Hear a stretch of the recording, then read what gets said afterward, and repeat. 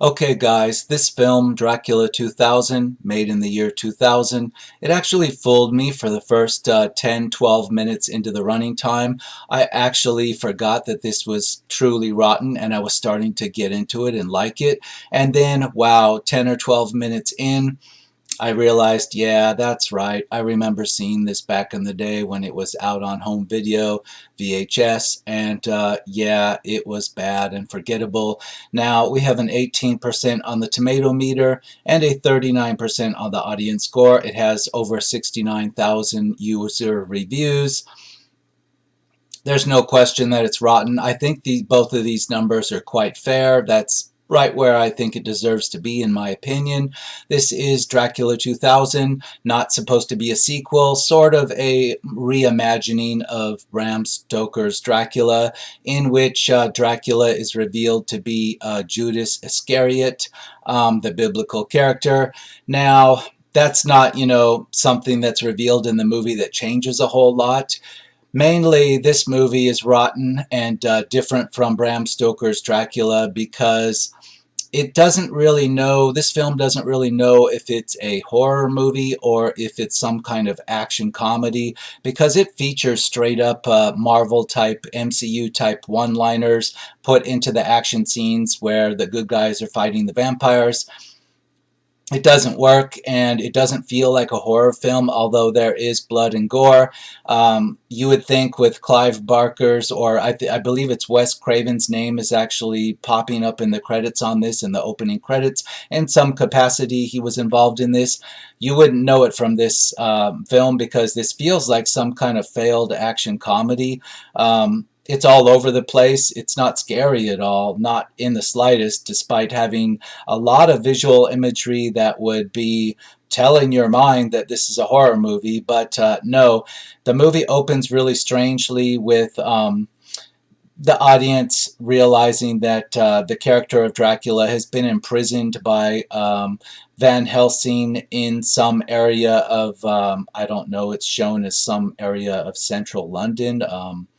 Metropolitan London, and he's been imprisoned in this tomb underground in a vault by Van Helsing, who is later to be revealed not a grandson of the original Van Helsing, but actually the Van Helsing, who has been keeping himself alive by draining the somewhat desiccated corpse of Dracula with leeches and then injecting the blood into himself.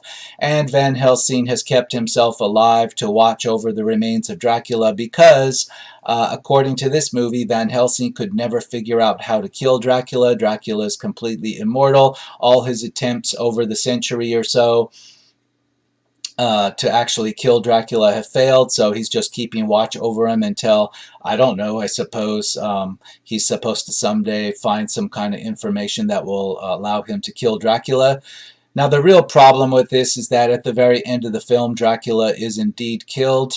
He is turned to ash. He is burned up by the sun in a very traditional way that we've seen vampires burned up into ash hundreds of times before in different vampire movie iterations, whether it's Dracula or something completely different. We all know that traditionally sunlight turns vampires into ash in different ways. However, in this movie, the whole premise of the movie is that Van Helsing could just never figure out, despite having over a century to try and figure it out, he gave up trying to figure out how to kill Dracula and just kept him in this tomb and kept himself alive with Dracula's blood so he could watch over the tomb. But then later, at the end of the movie, it's shown that our hero character, who's also a very cardboard young woman character, she manages to kill Dracula just quite easily by hanging him outside in the sunlight in New Orleans, and he's turned to ash. And at the end of the movie, she's the granddaughter. This young woman is the granddaughter of Van Helsing, and or the daughter. It's not clear because you kind of have to forgive the fact that Van Helsing, even though he's an old man, somehow has a daughter in somewhat modern times. There's a whole lot of stuff going on here chronologically that's kind of wishy-washy in this film, but I suppose it is said that she is actually Van Helsing's daughter, and she's in her early 20s. In any case, she actually kills Dracula quite easily in the very traditional way of exposing him to sunlight. How come Van Helsing couldn't have figured that out in over 100 years that he was on the case? It's never shown. It's completely stupid. But the movie has a lot of other stupid stuff going on. And like I said, after 10 or 12 minutes, I realized it was going to be bad.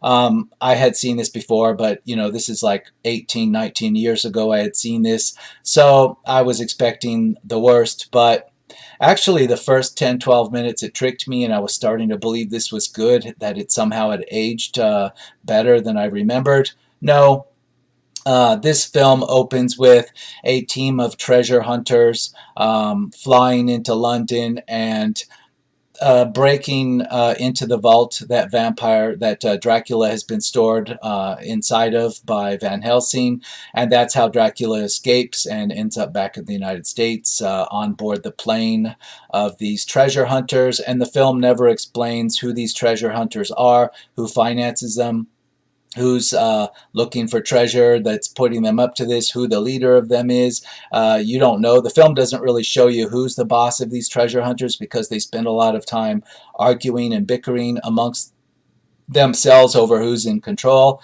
So it's very strange. The movie doesn't attempt to explain it at all, and somehow Dracula ends up back in New Orleans, and so do the treasure hunter characters who have now been turned into vampires quite easily and quickly by Dracula. And some assistant, some young 20-something assistant of Van Helsing, who is played by Johnny Lee Miller, he, for whatever reason, decides that he owes something to Van Helsing, so he goes along to New Orleans along with Van Helsing to hunt down Dracula, and it's completely stupid, and I don't even know. I'm just talking myself into circles here. It's just completely stupid. The plot has so many holes. It's like Swiss cheese. And there's nothing believable about it, because when you do get a showdown between characters that are fighting for their lives against not only Dracula but his minions, who are these former treasure hunters, they throw in one-liners while they're in the middle of their action sequences. And there's a lot of like trying to do Matrix-like combat fighting, but it fails and it looks really bad, like bad wire work. And there's a lot of that with vampires kind of flying around, a vampire henchman flying around like, they have powers out of the Matrix. They can fly through the air. None of this adds up to a whole lot of anything. There's no actual tension or horror. You're just kind of watching this, wondering how bad this will actually get. And it's pretty damn bad because, this tried to do Marvel MCU one-liners before they were a thing, and it just completely fails and turns this into some kind of action comedy, but with gore and beheading and stuff in it. And there's some sex appeal stuff thrown in, like we have Jeri Ryan, who, as everybody knows better as Seven of Nine on Star Trek Voyager, she's got to show up and she's got to be sexy and she's got to like try to seduce whoever she can. And she's just there for eye candy. She is actually a news reporter in the New Orleans area that gets turned by Dracula into one of his bride henchman characters. And the women are there for sex appeal, and they have vampire powers, and they have one-liners when they fight people, and the people fighting them have one-liners, and none of it's actually funny. It's just kind of cringy bad.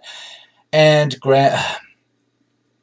this character of Mary, who's in New Orleans, it is said that she's Van Helsing's granddaughter, and she is been moved by her mother from Britain to Canada, and then at some point she moved from Canada to the US, to New Orleans.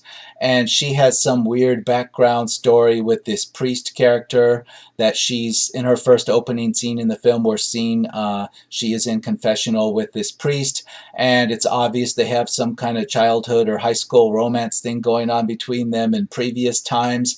And the priest and her are in the confessional booth, and the story never goes anywhere with that. It's just like something not explained, and it's like we're watching a movie where we're supposed to know what's going on, but we really don't. There's just allusions to these past romances that Mary had with this priest, and the priest is just reluctant to tell her anything, but it's the movie shows him knowing something about her that she doesn't know, but he never tells her, and there's just a lot of like pointless romantic backstory drama there. And we see that in a confessional booth, and the movie's trying to be a horror movie, but as soon as you get to the treasure hunters taking Dracula in his coffin on their plane back to the US, it turns into an action comedy, and not even a very good one, and it feels very much like a Dimension Films production. And I noticed Harvey Weinstein's name attached to the beginning credits of this, and I noticed that this is a Dimension Films production, and well, the Scream series is from Dimension Films, and a lot of this the running time and a lot of the scenes in this, it feels very much like stuff that was taken out of the Scream franchise. You have a lot of, and I mean a lot of, product placement with Virgin Records and Virgin in general, and it's all throughout the movie. In fact, some of the movies actually shot inside of a Virgin Records store back when they were selling CDs, and you could sample the CDs on the walls. I mean, this is very much dated in the year 2000, but it's just shameless product placement for Virgin and Virgin Records, and I would imagine they paid for a lot of this film, and that would again fit with a Scream movie in the Scream franchise. And a lot of these actors, the actors playing minor roles, minor characters, including the major character of Mary, Van Helsing's daughter, who feels like a granddaughter, but it's his daughter. She seems like she was pulled out of like a scrapped Dimension Films Scream type project. A lot of it feels like that. And Omar Epps' character, he was a treasure hunter who's now a vampire minion of Dracula. He is completely cringy, kind of tries to look like Blade and fight like Blade, but delivers weird one-liners that aren't funny, and he gets decapitated, and it's almost funny watching him get decapitated. It's a comedy. And Gerard Butler, let's not forget Gerard Butler, who plays the role of Dracula. He looks so bad. And again, there's makeup fails on him. In some scenes, he's very pale and vampire, like Twilight vampire looking, and you can barely recognize him as Gerard Butler. He looks totally different from the Gerard Butler we know of today. He's very thin, he's very young, he's very like emo looking. And then at other times, he's got regular human skin with all its regular color, and he's not pale at all. And he's got a sex scene, love scene with a couple of different characters in this, and it's just weird. It's all over the place. It doesn't feel like a horror at all. It feels like some kind of action comedy with some romance put in, and there's nothing exciting, nothing tension-filling. In fact, you're just wondering what the hell's going on, because there's a lot of little plot holes and nitpicks in this that just pop out to you all over the place. And I've got quite a list of those things that I jotted down as the running time increased. And it's got a 98-minute running time, but it felt longer because it just wasn't exciting. But let's get right into the audience reviews before I talk myself to death. I'm not going to be entertaining 4-star or 5-star reviews. This is called Rotten Reviews, so I'm going to be taking a look at 3-star and below reviews only. So let's scroll down here, and we have one from November 12th. 2017. So the first actual, on the very first page, the first half-star review we have, the first one that's not a 4 or 5-star review, meaning that it's the 4th review that Rotten Tomatoes has in the audience reviews. We're all the way back in November of 2017 already, so obviously this film has largely been forgotten about, and there are good reasons for that. November 12th, 2017, half a star. What the heck were they thinking? I don't know. It's like mixing a Scream type movie with Dracula. Doesn't work in any of those regards. The only positive takeaway I have from this is You know, Seven of Nine looked incredibly sexy in this. Jeri Ryan in her peak physically, and yeah, it calls back better days of Star Trek Voyager, you know, where we got like lots of eye candy from her, and she's largely disappeared, and probably she's a lot older now, so she's lost a lot of her eye candy charm. But in this, wow, she's great eye candy. You got to hand it to her because she's probably the most memorable part of this. Everything else is completely forgettable. 2.5 stars, January 11, 2017. Not too bad by itself, but doesn't do Dracula justice at all. Well, Dracula in this is kind of like just the most boring Dracula of all time. I mean, if anybody wants to compare this to Bram Stoker's Dracula or the one or two movies that actually seriously tried to do that story the way Bram Stoker intended it, this is nothing compared to that. This has some visual cues and style thrown into it as a callback to that type of stuff. Like you have an opening scene where Dracula comes to London, you know, more than a century ago, and you have the ship's captain lashed to the wheel with ropes, and that's straight up out of Bram Stoker's Dracula. And then later in the movie, it kind of does a cringy thing on rip off of that, and has the pilot of the actual treasure hunter team aircraft that's coming back to the U.S. Well, when they go into the wreckage of that ship, it's shown that the pilot has been lashed to the yoke or the control set of the aircraft, similar to how the captain was lashed to the wheel of his sailing ship. They're trying to do some kind of callback. I'm not sure why Dracula would need to tie somebody to the yoke of an aircraft. It's just to be some kind of weird, edgy callback to Bram Stoker's original story, and it's a complete fail and just makes you scratch your head going, what was that supposed to be? Let's move on. 3 stars, August 9, 2016. 3 years back in time. 3 years and like 3 months back in time. Cheesy, but has some good ideas and twists on the familiar, plus a great cast of familiar faces. There's very few familiar faces. I found Johnny Lee Miller to be familiar only because I've seen him in so many B movies, and I've seen him in British roles where he wasn't in a B movie, but it was a British TV show. He's like a familiar face, but I didn't even know his name until I looked him up in the credits, so he's not all that. You know, Gerard Butler's your main star, but looking at Gerard Butler in this thing is like you don't even recognize him when you're looking at him. It takes you quite a few scenes to visually recognize that you're looking at Gerard Butler. He looks nothing like the Gerard Butler of any other film that I have memory of. I'm not saying that he looks bad, but he just doesn't fit. He doesn't fit Dracula. Maybe it's because of what I've come to expect from Gerard Butler, but putting fangs on him and having him with long hair and be thin and being all dressed in black, it doesn't look like Dracula. It looks like he's like dressed up as Dracula for Halloween or something. It's just not. If it's supposed to be horrific in any way, it's just not. It's not scary. It's just look like off-putting when I look at it. Very weird. 1 star, August 28, 2015. Dracula 2000 is supposedly a reinvention of the vampire myth and still comes up with nothing new or original. There's no reinvention here. I'll agree with that. If I have to say a star, I'll say I'm saying maybe this peaks out at 1 star, so I'm tempted to just give this half a star because a movie was made and people were paid. It's that bad, but you know, I'm saying, okay, maybe I can live with giving this 1 star, so I'll agree with the 1 star. But now saying that this was supposed to be a reinvention of vampire myth, there's nothing reinvented here. We've seen all this type of stuff done much better before. The only one new aspect of this that isn't revealed until almost the very end of the film is that Dracula is actually Judas Iscariot. But this features nowhere else in the plot or has no relevance to anything that happens in the film. It's just like a little reveal at the very end. It doesn't affect anything. I don't see the point of it at all. Nothing in the story needs this to be like this, and if anything, the only thing they reinvented by doing this Dracula 2000 is that it's the most boring version of Dracula that still tries to say that it's the Dracula from Bram Stoker's novel, or I don't know if you could consider it an actual novel. It's a collection of letters and stuff. But in any case, This Dracula 2000 is only just trying to reinvent boredom. Everything about it is stuff you've seen a million times before.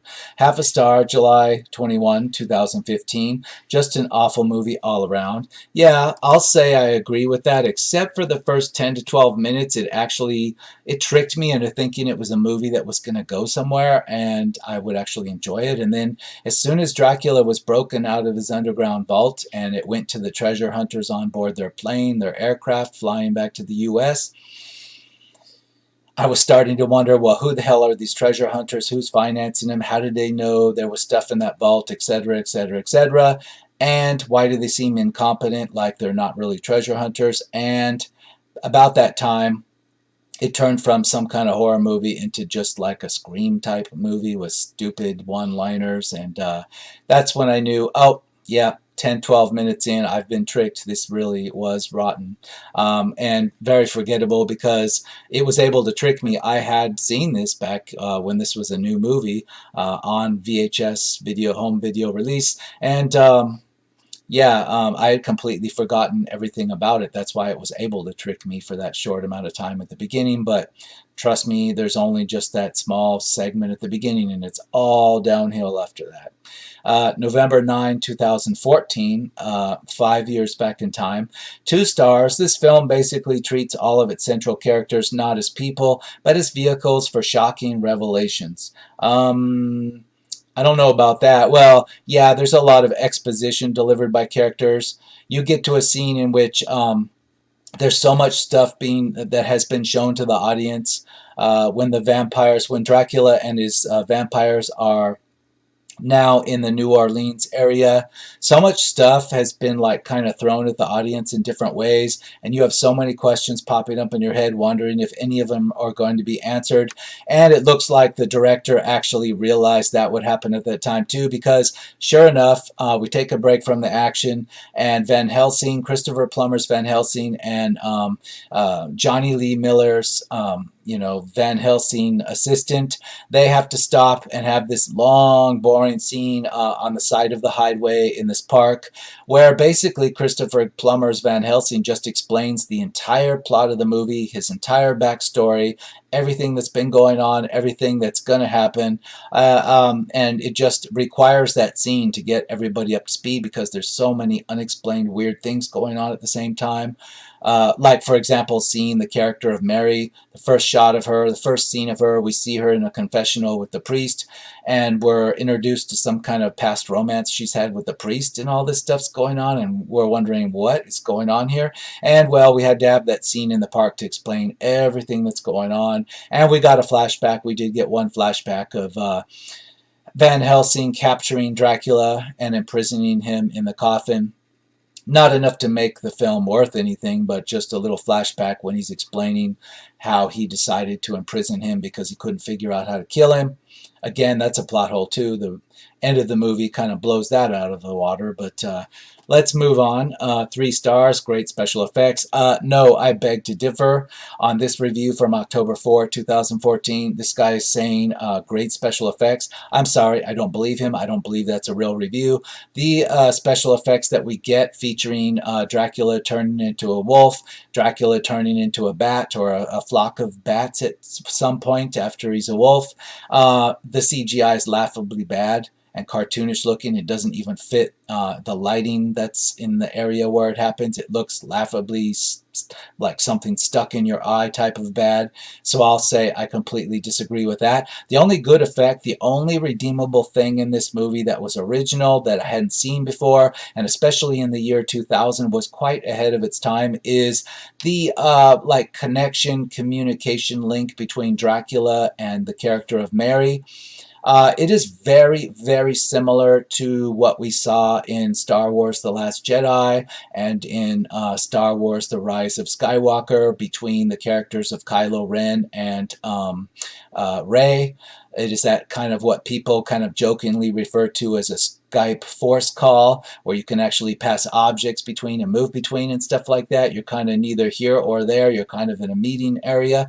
Well, it looks like maybe the producers, like maybe Rian Johnson in The Last Jedi, actually ripped that off from Dracula 2000, because Dracula 2000 was made 18, 16 years before The Last Jedi.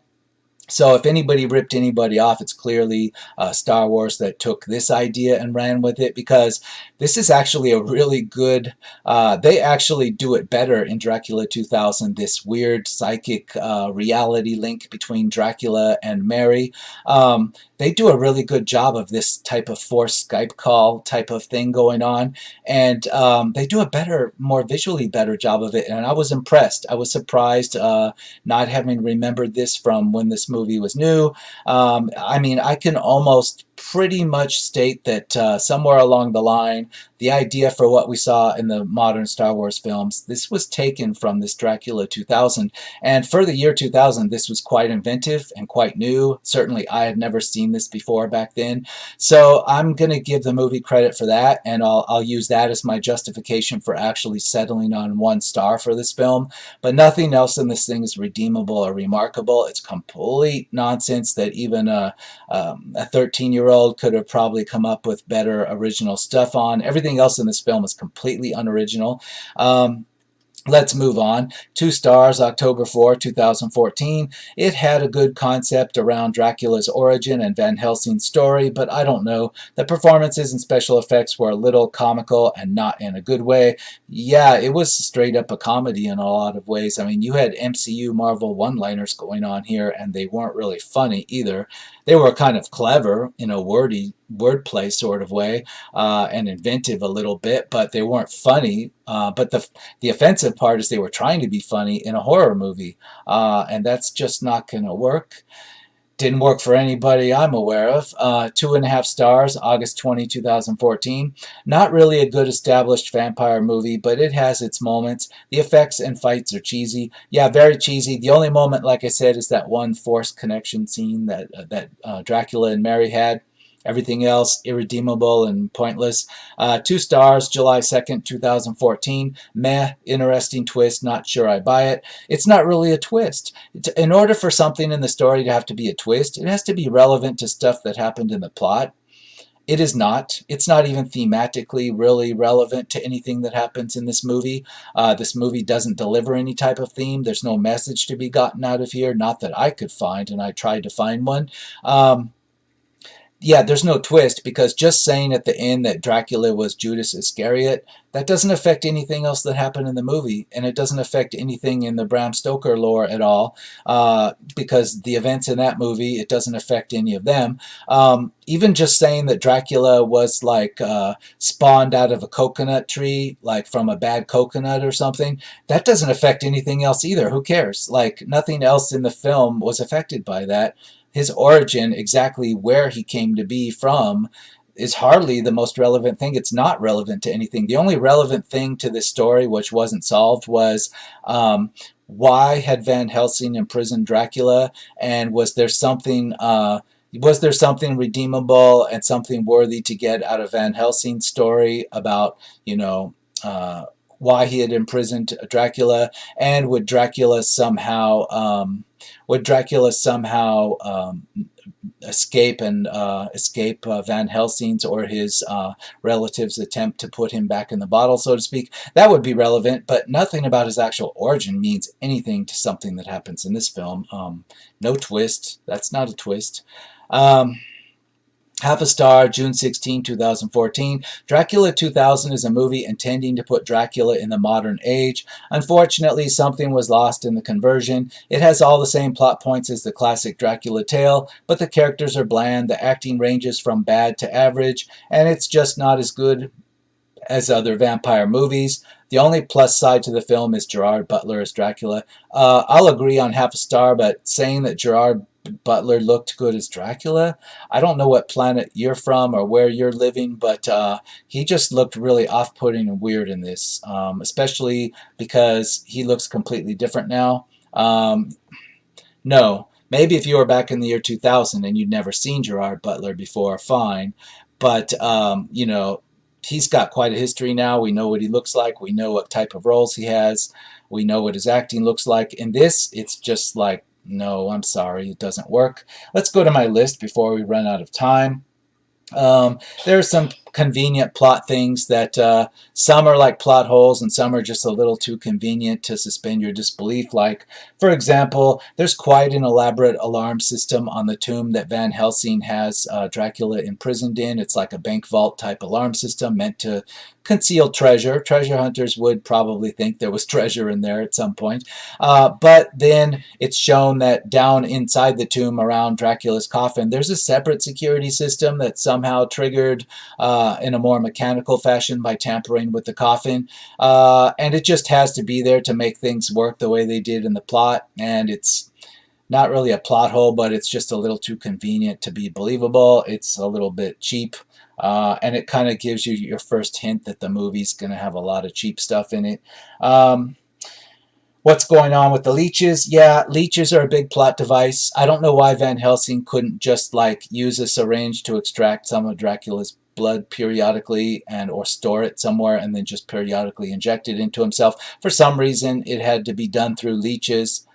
Makes no sense. It's just meant to be like kind of nasty looking. It's part of the gore factor to be creepy, but logically it's bad. It doesn't make any sense. It just makes things over contrived.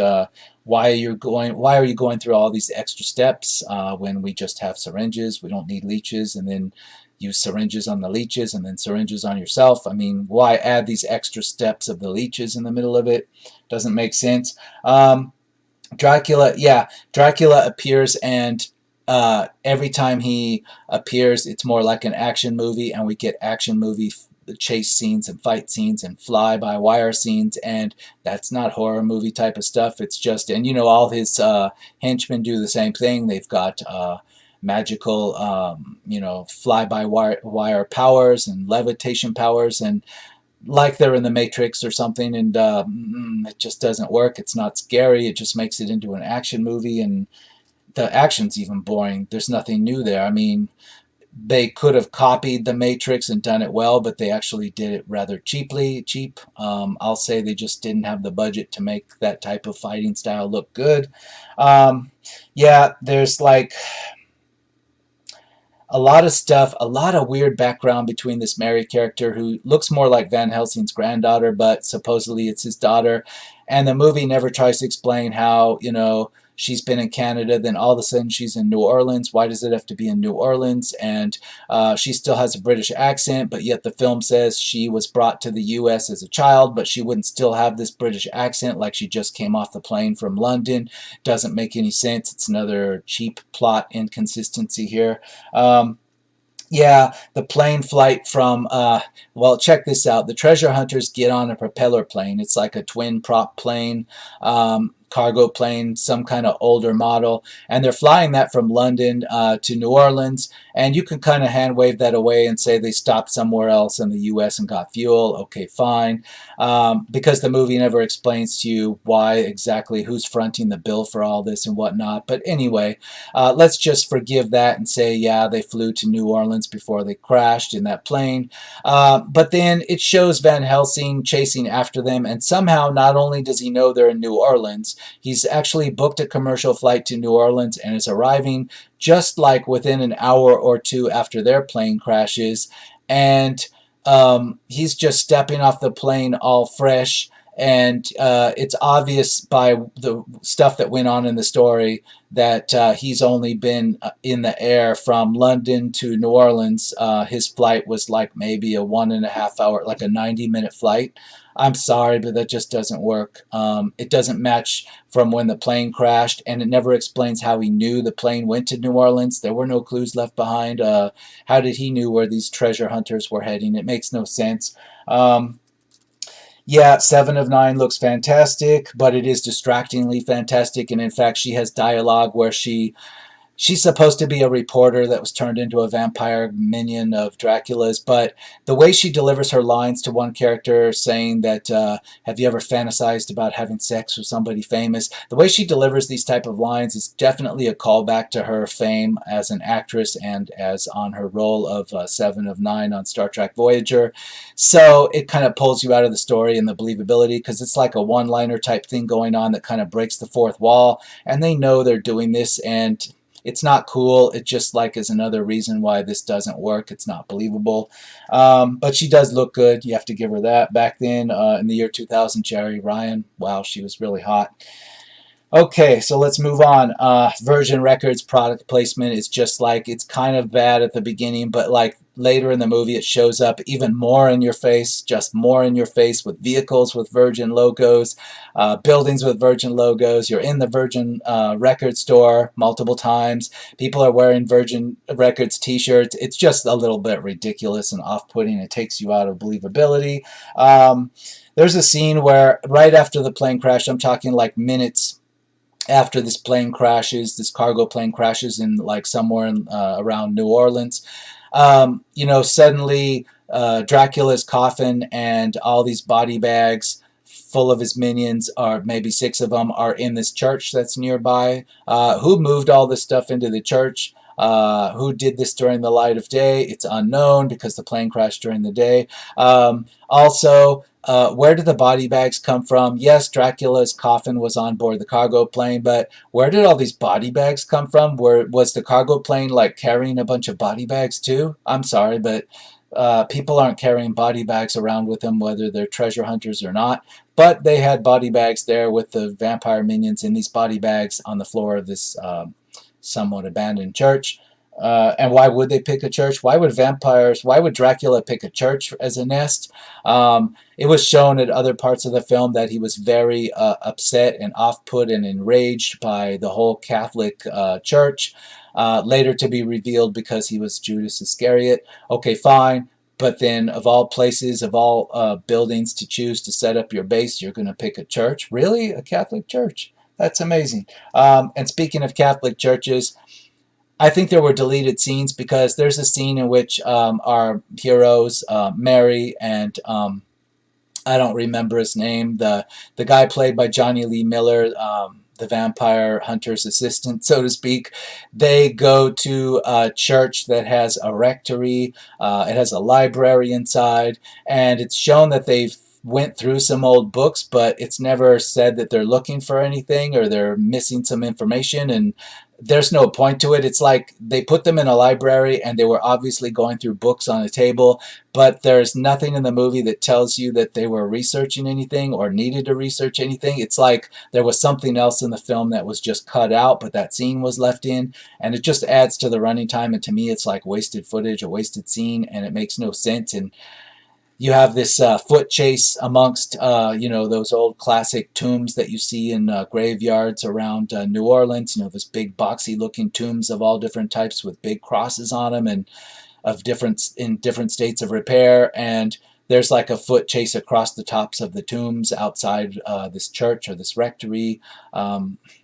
It's not thrilling. It's just dumb. A whole lot of wasted. It feels like wasted footage to me. Completely stupid. Let's see, what else do I have?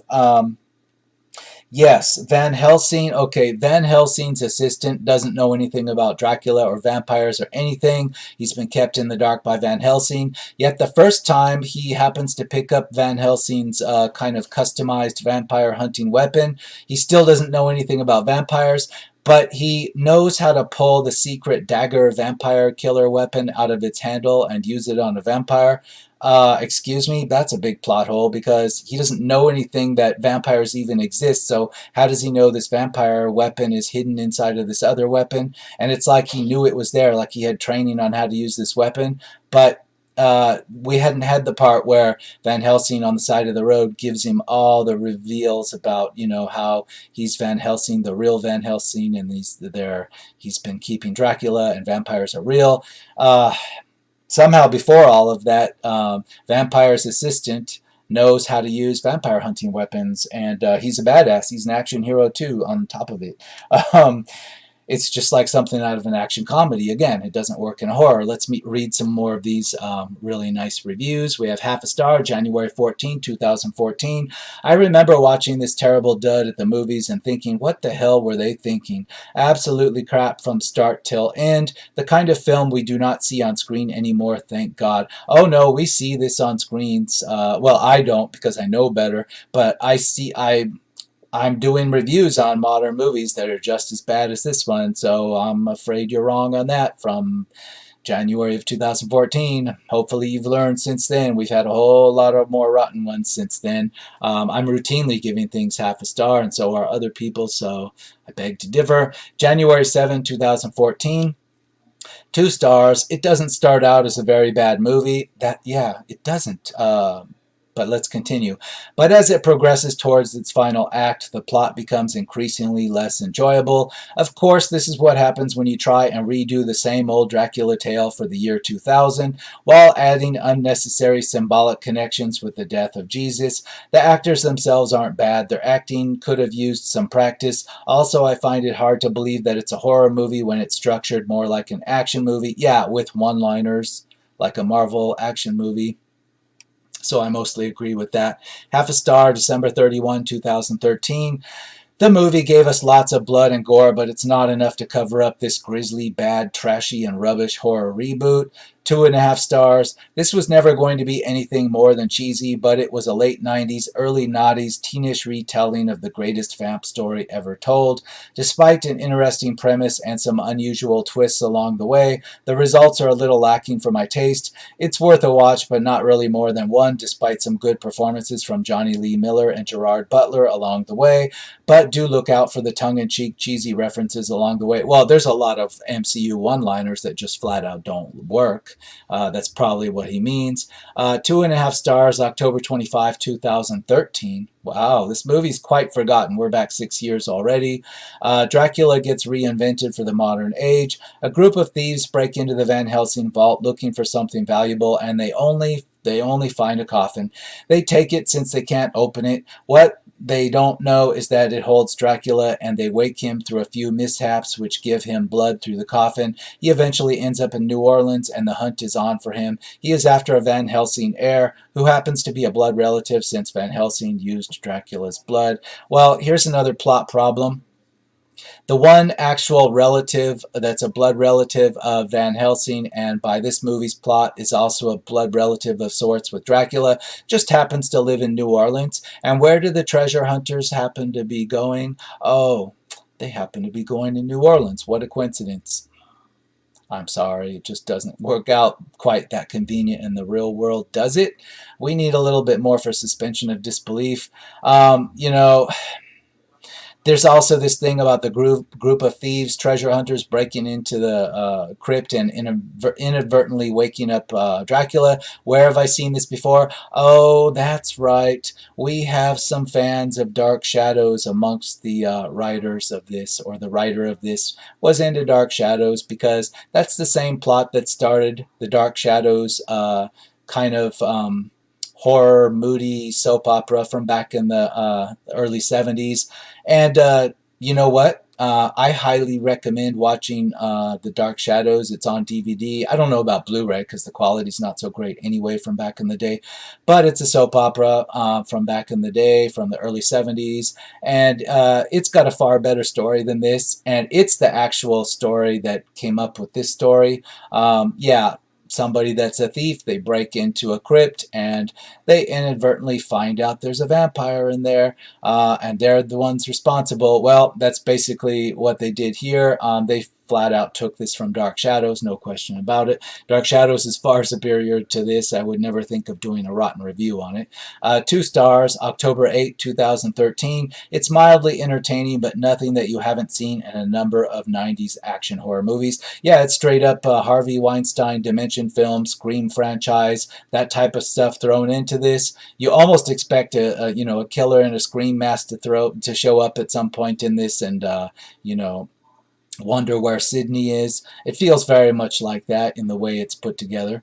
3 stars, August 31, 2013. Who else misses vitamin C? Okay, so the movie is so much campy shit, but the good kind. Come on, folks, it's got Jeri Ryan in the obligatory Vampo Tramp role you get in every half-assed Dracula remake. I still remember watching 300 for the first time and going, isn't that greasy Dracula? Ha ha ha, semi-watchable, that doubles as a decent drinking game movie. No, it's not all that, I'm sorry. If you're drunk, there's just not enough to laugh at. Yes, the way Omar Epps' head is cut off in the parking garage. Maybe you would laugh at that when you're drunk, but the rest of it is just a little bit too visually boring, and the one-liners just don't land. The timing is off for a comedy. It's not going to be one of those so bad it's good. It's not going to become a cult classic. It's largely forgotten for a reason. Too boring. 2 stars, August 5, 2013. 1931's Dracula is one of my favorite films. Well, that's nice, but doesn't have anything to do with this film. 1 star, July 8, 2013. Dracula's Legacy is a 2000 horror film directed by Patrick Lussier. The film is set in London and in New Orleans. An elderly antiquarian hiding in his home, locked up in a tomb. Dracula, a group of thieves, however, frees him, and from there begin a long trail of blood. The film tries several times to hit the viewer, twisting the reality with the dream, but fails, just managing to bore him. Besides this, he cannot even scare or disturb public because of certain scenes that, despite seeking to frighten, make you laugh. Yeah, there's nothing about Dracula in this that's scary. The film tries to do this weird visual stuff with Dracula and the henchmen and the vampire girls. The vampire girls are his henchmen, and basically it tries to do a scene with them in this house, in the house that I guess it's Mary, the character's Mary's house, where her dad is killed by what looks like a bedpost. He's nailed to the floor under his bed. It's not scary. It's not even that gross by today's standards. It's kind of pointless and time wasting. And it tries to do this visual stuff where the female vampires are crawling along the walls and basically giving one line insults to Mary. It's boring. I don't know. I thought it was going to be some visually spectacular thing, something new in the year 2000, but it just comes across as boring. And like another reviewer said, only Jeri Ryan just being sexy. Um, and outright telling the audience that she is there to be sexy. That's about the only standout film thing in this that's not boring. 3.5 stars, May 16, 2013. A rebooting of the Dracula legend. Not exactly, no. It's just a very boring spin-off of Dracula, I guess you could call it. 3 stars, May 14, 2013. Enjoyable. Any film where Omar Epps dies is enjoyable. Yeah, I don't remember what Omar Epps is famous for. I think it's like Boys in the Hood or something like that, that type of film. In this, he's just like, he tries to pretend like he's Blade and it fails, and he's more like a goofy character than a horror movie character, and I don't think he was trying to be. I think he's just really bad at doing what he was trying to do. 1 star, May 1st, 2013, a truly horrible vampire flick. 2 stars, April 20, 2013. When it comes to Dracula in the 21st century, you just got to laugh. 2.5 stars, April 19th, 2013. This is okay if you haven't seen a lot of good vampire movies, but if you're new to the horror genre, then this might be something decent to start out with. It's good for a one-time watch at best. Wow, you're being way too kind to this, even in 2013. I'm sorry, start with anything else. There are B movies that are scarier than this that actually will scare you. That's the point of a vampire story, is to scare you.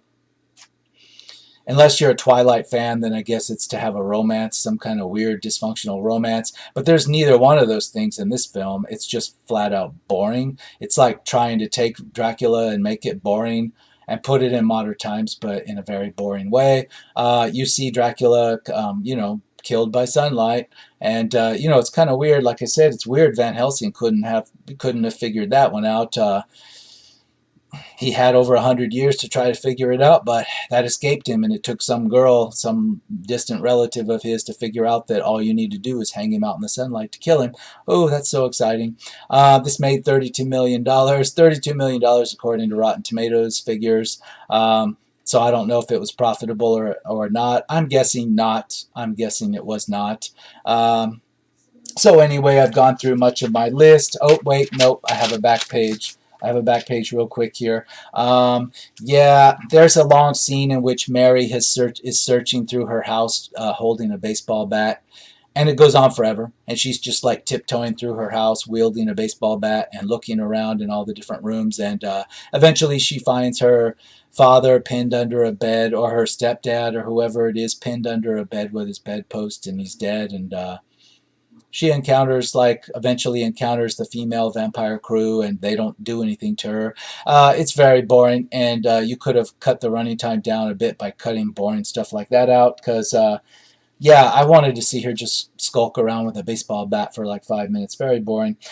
Dracula, yeah, Dracula's first he's a wolf, and then he's a bat, and the CGI is really bad. And it can't actually show him transforming or morphing into a wolf because they didn't have the budget. So it just kind of flashes back and forth between him walking and a wolf walking really fast, really super, super, super, like strobe light fast until it's just the wolf, and the wolf looks like really bad CGI, and they just didn't have the budget for any type of CGI. They had it for like some really cheap wire work, but no CGI.